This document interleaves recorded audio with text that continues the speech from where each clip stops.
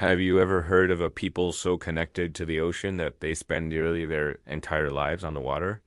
A group whose children learn to swim before they can walk and whose bodies have physically adapted to an aquatic existence. Today, we're journeying to the turquoise waters of Southeast Asia, to the Coral Triangle, to meet the Bajau Lot, often called the sea nomads or sea gypsies. Their story is a breathtaking testament to human adaptation and a profound connection to the sea. The Bajau Lot are an indigenous ethnic group, traditionally living a nomadic life on houseboats called lepa lepa. For centuries, their world has been the ocean between the Philippines, Malaysia, and Indonesia. They don't just live asterisk by asterisk the sea. They live asterisk on asterisk. Their days are governed by the tides. Their livelihoods depend on the bounty of the reef, and their culture is woven from the very fabric of the ocean. Imagine waking up not to the sound of traffic, but to the gentle lapping of waves against the hull of your home, with the vast expanse of the sea as your front yard. This is the daily reality for the Bajau lot. So, how do they do it? How do they thrive in an environment that most of us would find incredibly challenging? The answer lies in a remarkable set of skills and even more remarkable physical adaptations. The Bajau lot are masters of freediving. Without any modern scuba gear, they can plunge to depths of over 70 meters, holding their breath for minutes at a time.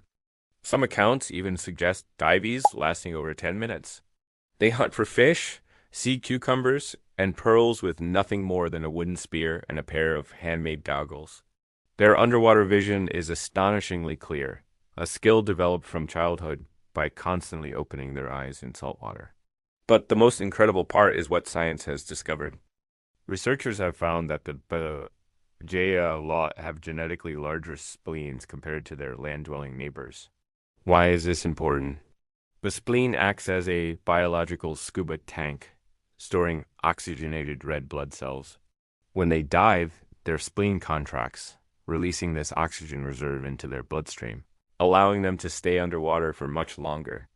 It's a real-life example of human evolution in action, a direct adaptation to their unique lifestyle. Life on the water shapes every aspect of Bajau culture. Their community is built on cooperation and sharing. A successful catch is often distributed among families, reinforcing strong social bonds. They possess an encyclopedic knowledge of marine ecosystems, passed down through generations. They can navigate by the stars, read the currents, and understand the subtle signs of weather changes. Their connection to the sea is spiritual. They believe spirits inhabit the reefs, currents, and marine life, and they perform rituals to appease these spirits and ask for safe passage and a good harvest. It's a worldview where humanity and nature are not separate, but deeply intertwined. However, the traditional way of life for the Bajau lot is facing unprecedented challenges in the 21st century. The very ocean that has sustained them for centuries is changing. Overfishing by large commercial trawlers depletes the fish stocks they rely on. Marine pollution and climate change are destroying the coral reefs that are their hunting grounds. These pressures are immense. Furthermore, their nomadic, stateless existence creates complex social and political problems. Many Bajau lot lack official citizenship, which means they have no access to healthcare, education, or legal protection. They are often marginalized and live in poverty, caught between their traditional world and the demands of modern nations. In response, many have been forced to settle on land, in stilt villages built over the water near coastal towns. This transition is difficult. The skills that make them masters of the sea are not always transferable to a life on shore. They face discrimination and a struggle to find their place in a world that often does understand their culture. The story of the Bajau lot is a powerful reminder of the incredible diversity of human life and our ability to adapt to extreme environments, but it's also a cautionary tale. It highlights the vulnerability of indigenous cultures in the face of globalization and environmental degradation. Their future is uncertain, hanging in the balance between the pull of tradition and the push of modernity. Organizations are working to help the Bajau communities, advocating for their rights, providing access to education, and promoting sustainable livelihoods that honor their cultural heritage. Their survival depends not just on their own resilience, but on our collective ability to protect the world's oceans. The health of the sea is directly linked to the health of the Bajau lot.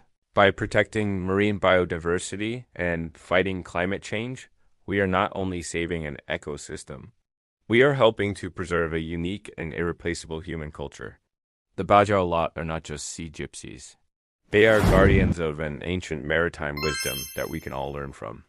They teach us about resilience, community, and the profound, unbreakable bond between humanity and the natural world. Thank you so much for joining us on this journey to the world of the Bajau lot. If you found their story as fascinating as we do, please hit that like button and subscribe to our channel for more explorations into the incredible cultures of our planet.